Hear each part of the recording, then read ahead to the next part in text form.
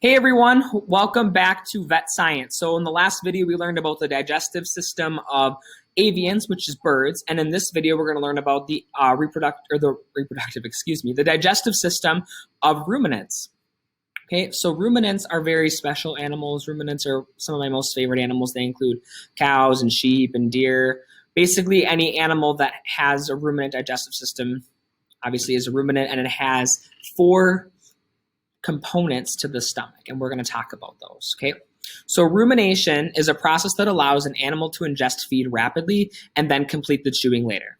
There's four steps to rumination. Step one is the regurgitation of the feed. So to regurgitate something, as you probably all know, means kind of to bring it back up.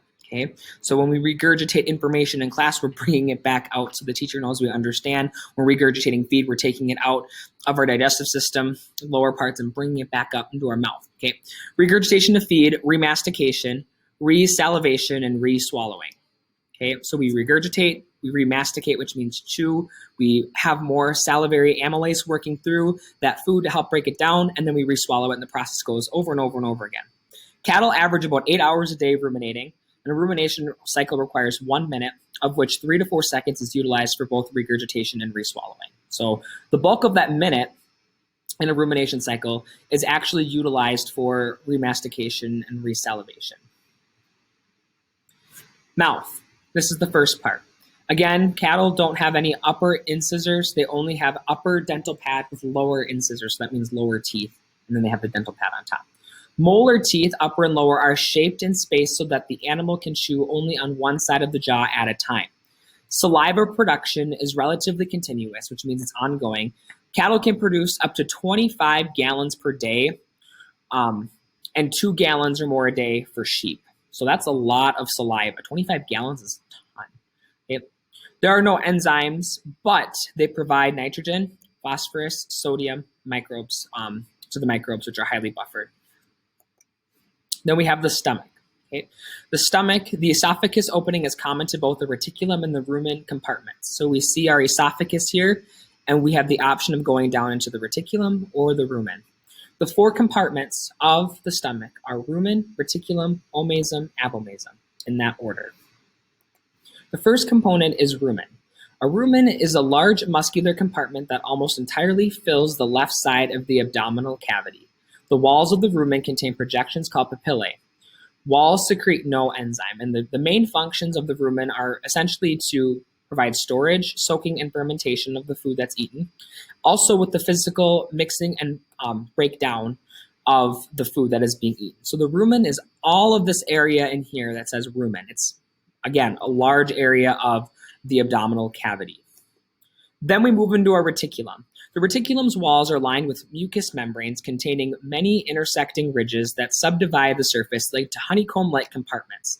There are a couple of functions of the reticulum that I would like you to know too. The wall arrangements traps hardware, so like if nails, wire, metal scraps, so on and so forth, were to get into our feed for some reason, or the cow or the ruminant accidentally ate some of those would be trapped in our reticulum. The walls of the reticulum do not secrete any enzymes, and the reticulum helps move ingested feed into the rumen or to the omasum in the regurgitation process. Okay, so we move from the rumen to the reticulum. Then we have the omasum. The omasum is a spherical organ filled with muscular leaf-like structures, or laminae. Walls secrete no enzymes. The functions of the omasum are to reduce the particle size of ingesta before it enters the abomasum, and also to absorb water.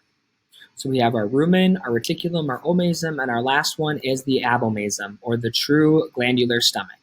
The first glandular portion of the ruminant gastrointestinal tract, and the walls do secrete enzymes in the abomasum.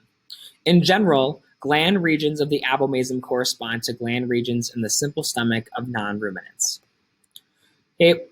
Lastly, we have our small and large intestine. These areas of the ruminant GIT, or gastrointestinal tract, are similar in structure to those found in the pig.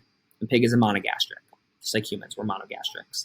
In the intestines, we also have these things called villi, and villi are present to increase the surface area of the intestine to ensure the absorption of nutrients. Okay, we're going to talk about villi a little bit in class, but they're very, very important because we're able to increase the surface area within our digestive tract, which helps ensure the proper absorption of nutrients. Fecal matter then exits through the anus. Okay, and we are going to stop there for now. Thanks for watching.